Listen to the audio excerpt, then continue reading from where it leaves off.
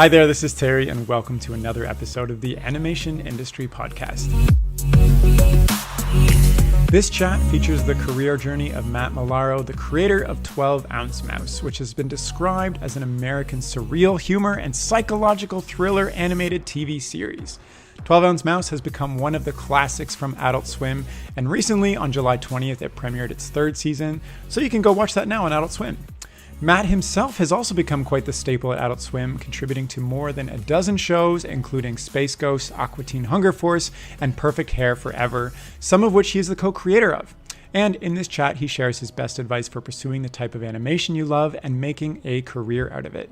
Also in this chat is Mary Spender, who voice acts for Aria, one of the characters from 12 Ounce Mouse. Mary is also a super talented singer, songwriter, and guitar teacher from the UK who got her start on YouTube, where she now has 350,000 subscribers and over 29 million views. In our chat, she shares how posting videos on YouTube every single week for 4 years led her to some amazing career opportunities, including meeting Matt and landing the role of Aria.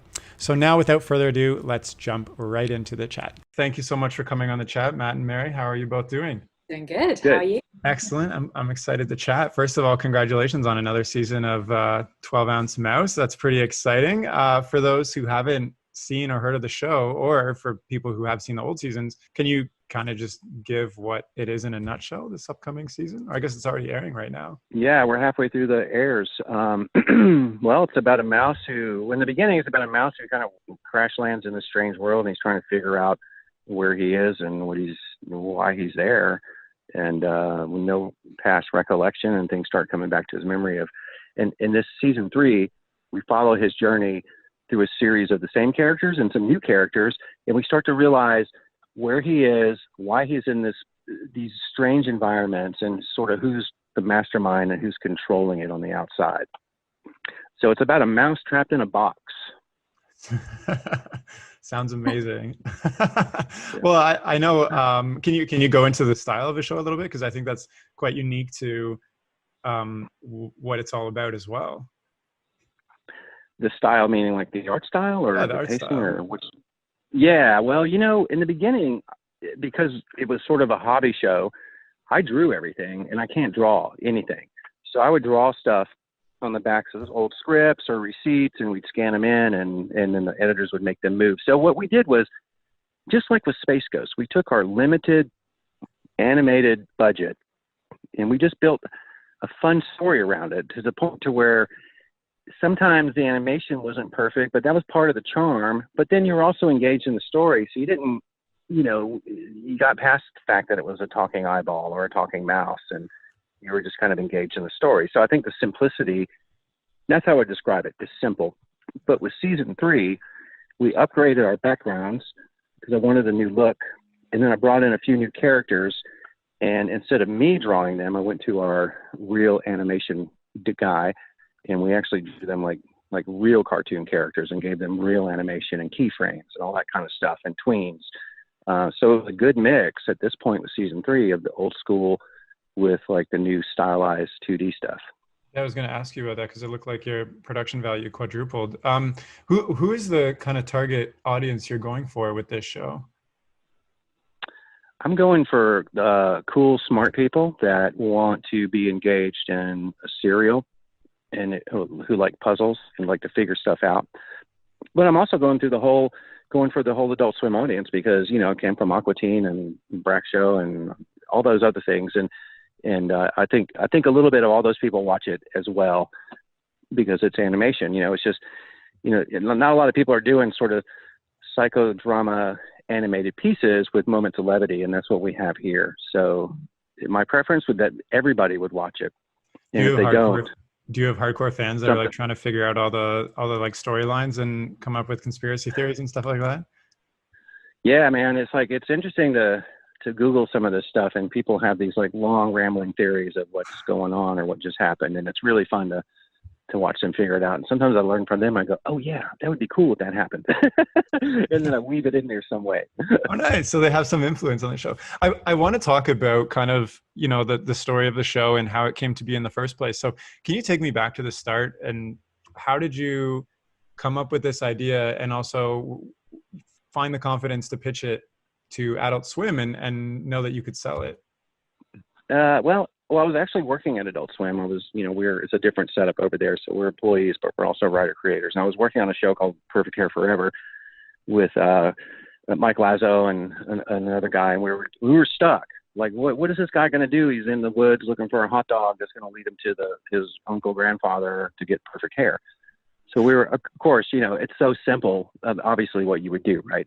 But I said, what if a plane crashes and a mouse jumps out and says something, nutty? And we had laughed at that. And I drew the character on the wall because our building was old and nobody cared about the paint job. And then I thought about it that night. And the next day I came in and I thought, man, I can build a whole world around this mouse and have him crash land. Just imagine if you just like in Land of the Lost, you go over a waterfall and suddenly you're somewhere else. Yeah. And so it's just like this revelation. And I didn't really pitch it as much as I asked if I could do it.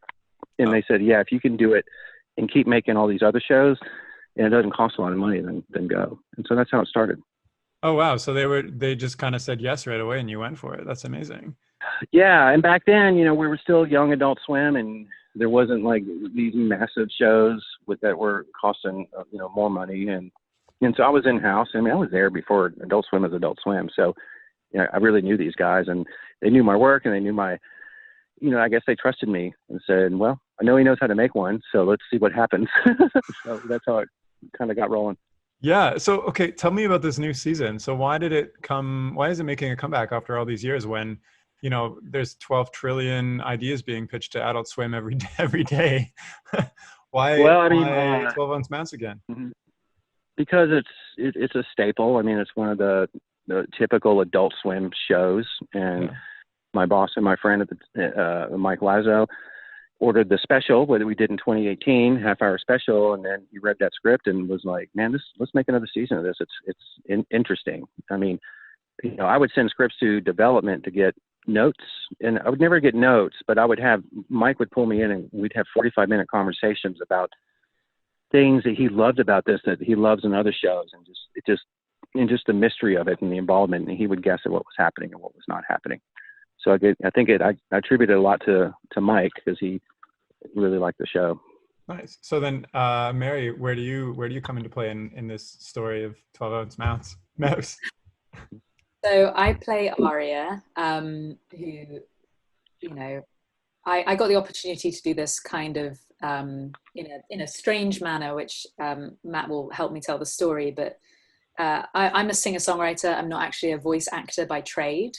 And I make YouTube videos and have grown an audience there, but mainly about guitars and music and interviewing other people and just sort of sharing thoughts on creativity. And then I flew to Norway to collaborate with someone who I really admire called Leo Maracchioli. And he makes these heavy metal cover versions of normal songs, So I pitched to him, I was like, hey, let's do a weird version of Sultans of Swing by Dire Straits, because that song is legendary. And it ended up getting like 25 million hits. And one of those hits was Matt. Oh, wow. And Matt sent me an email, which I didn't quite believe, because I'd had a few, like, my email's public, but I'd had a few sort of just a lot of things going on, and I just didn't really either see it or I just didn't believe it was definitely true. And he just sent me a reminder being like, hey, just following up on this opportunity, cartoon, do you want to get involved? And I was like, is this real?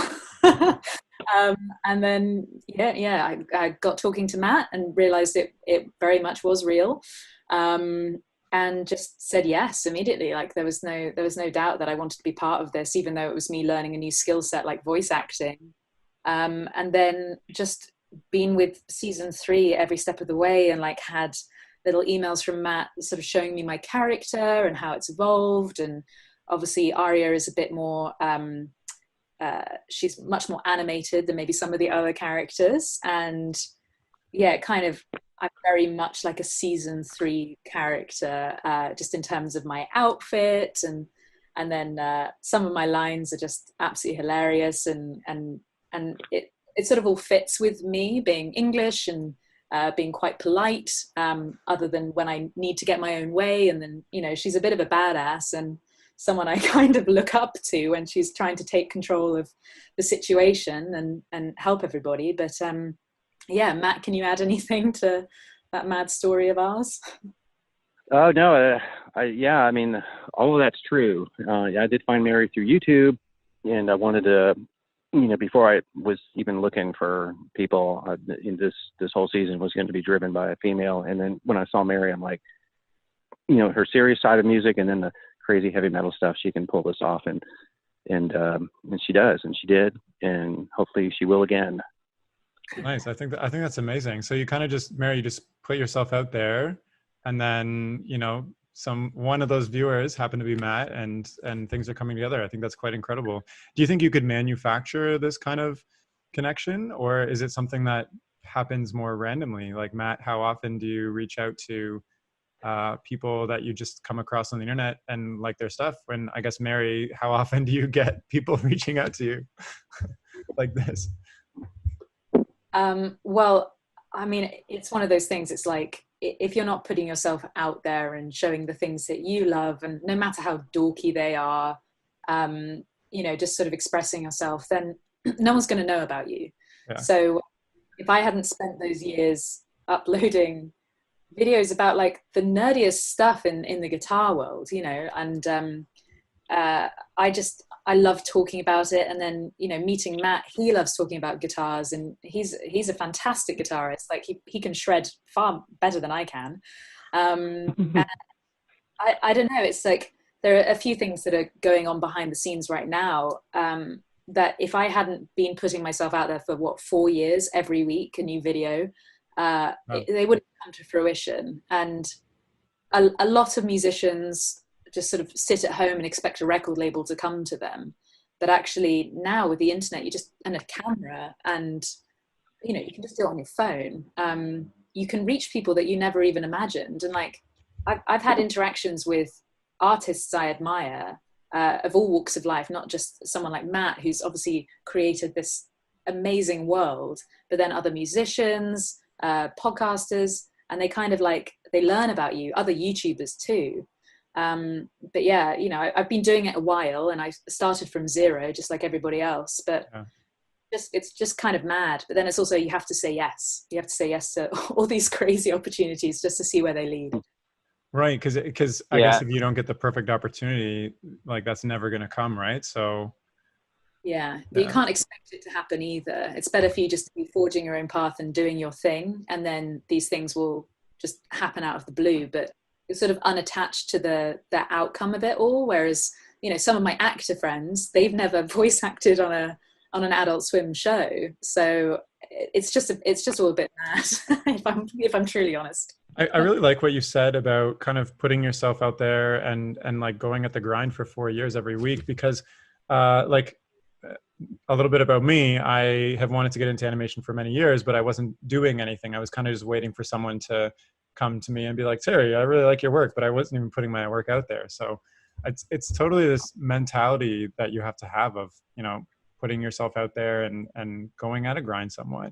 Matt, how exactly? Sorry, you were going to say something. You know what else I want to add to that, because I feel like Mary was putting herself out there as Mary, in her genuine way and her genuine passion for what she does and the way she does it. And she's not trying to mimic other whatevers. And that's how I make my shows too. I'm not trying to mimic this show or that show. I'm trying to make what I want to make. And I saw that Mary, and I was like, this is going to be perfect. And it turned out to be great, perfect. And you can't manufacture that kind of thing where you just don't look up the big Hollywood star and say, hey, you want to be in my show? Because I don't really give a shit about that. It's like, I want people that I know can do it. And that I see, when I saw Mary, I'm like, she's Aria. She's this girl in my show. So I reached out to her, and that's how it just that's how it worked.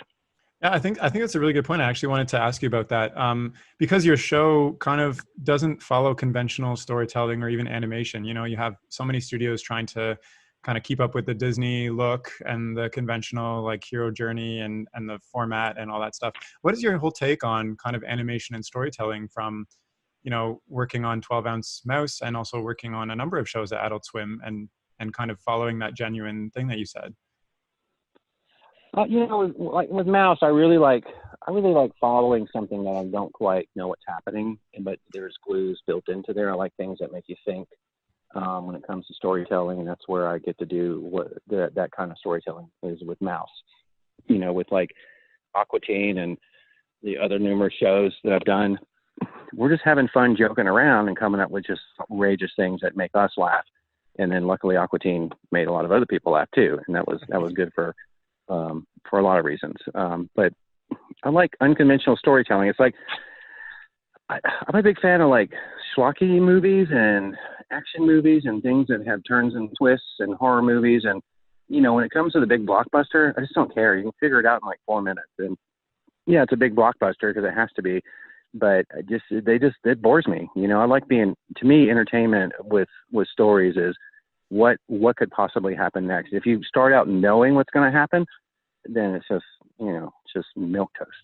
So what is, I'm wondering what your advice is for somebody who wants to follow kind of that path instead of, the blockbuster path, which a lot of people follow and I think is valid. But what about people where they're trying to find their place in more unconventional storytelling and not really finding such a big audience or success?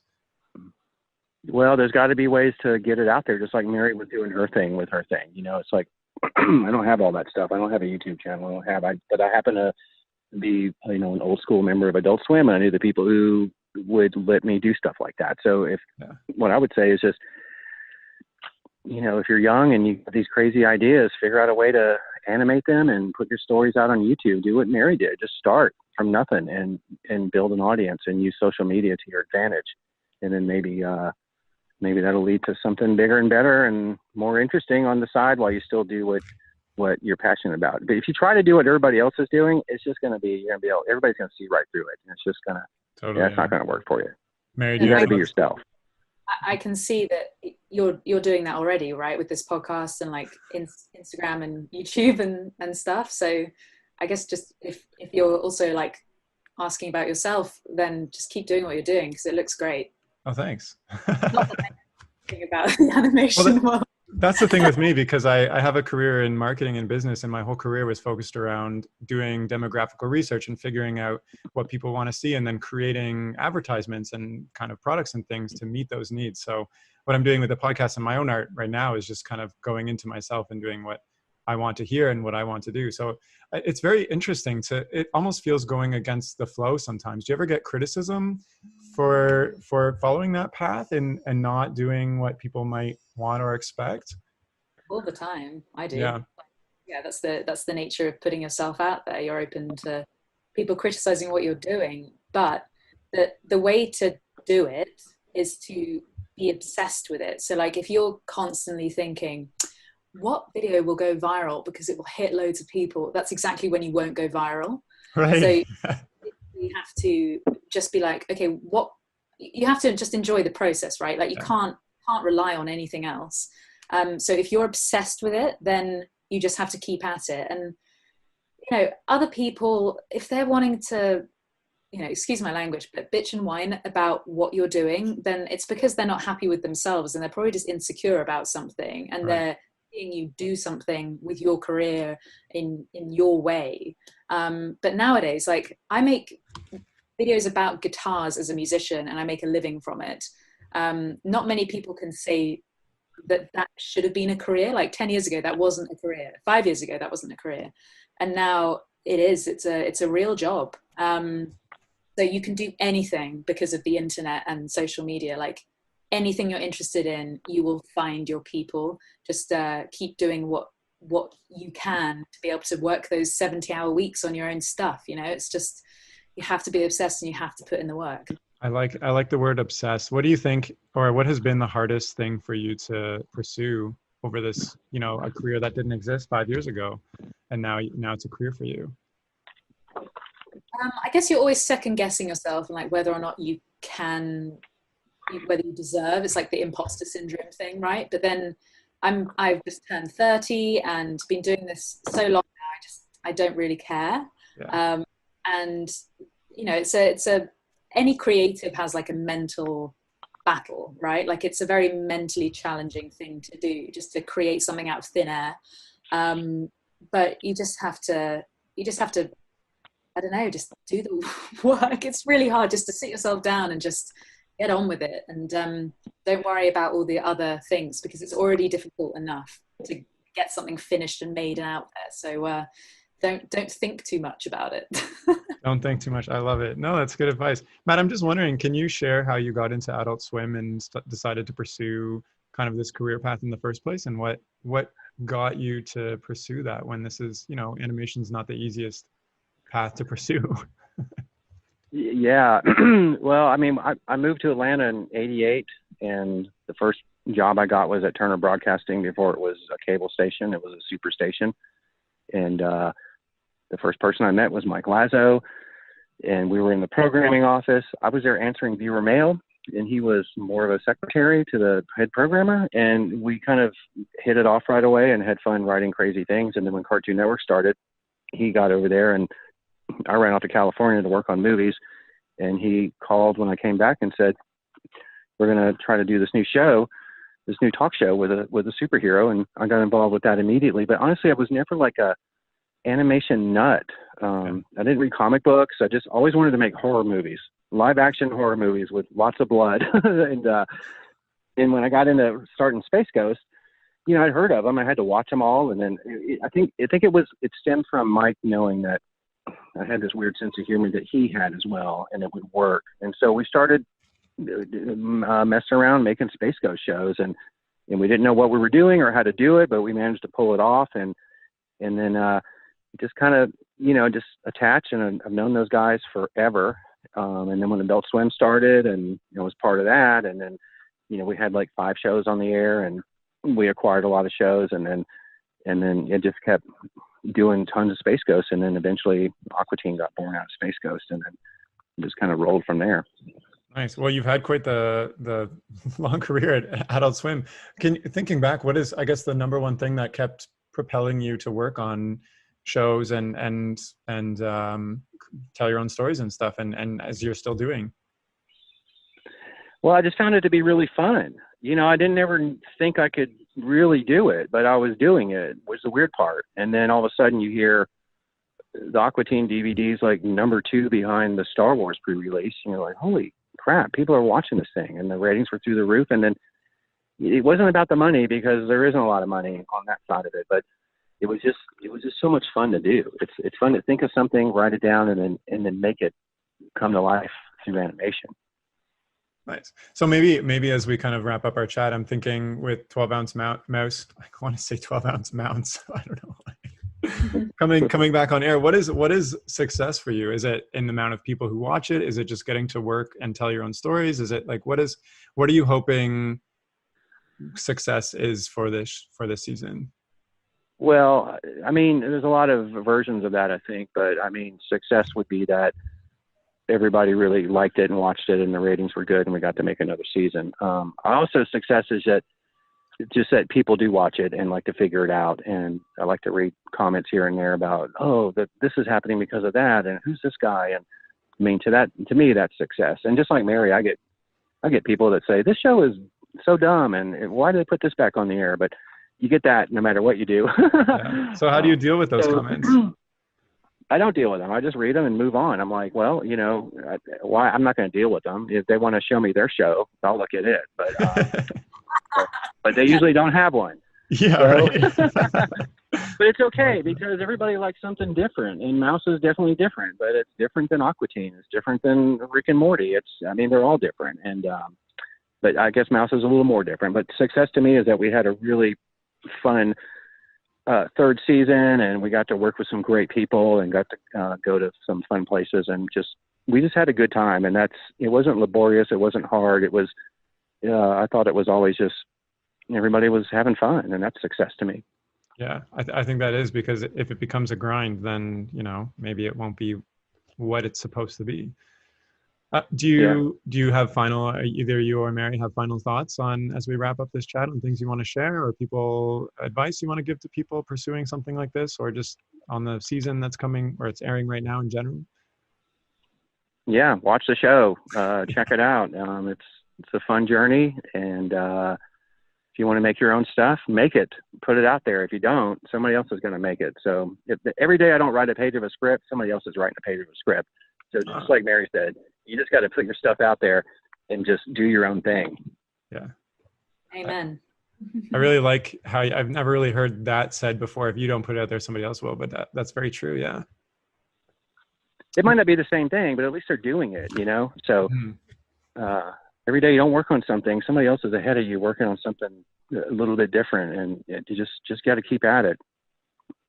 Honestly, the whole idea thing, I do think, oh my God, so many writers talk about this, but like Elizabeth Gilbert, and then they're just like, an idea isn't something that you come up with. You're just kind of like, I mean, if we're going to get airy fairy, it's something it's just a bit magical. It is a bit magical when you figure something out and you hear it in your head and you're like, oh my God, I need to get this thing done. But if you don't act on it quickly, then someone else will either, come up with the same version or like a similar thing. And I have it with YouTube video ideas all the time.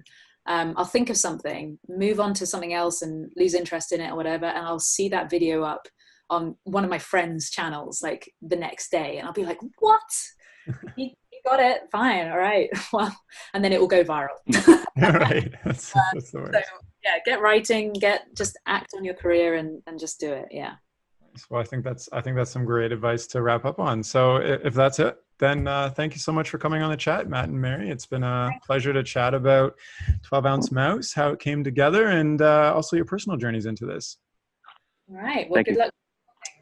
Thank you. And if you're listening and you want to check out the show, it's airing right now on Adult Swim. Make sure you leave a comment about your own conspiracy theory for Matt to read, and check out Mary Spender on her YouTube channel, which is just Mary Spender. And I'll include both those links in the description of the chat. So thanks so much for listening. And that's all for now. Okay, bye.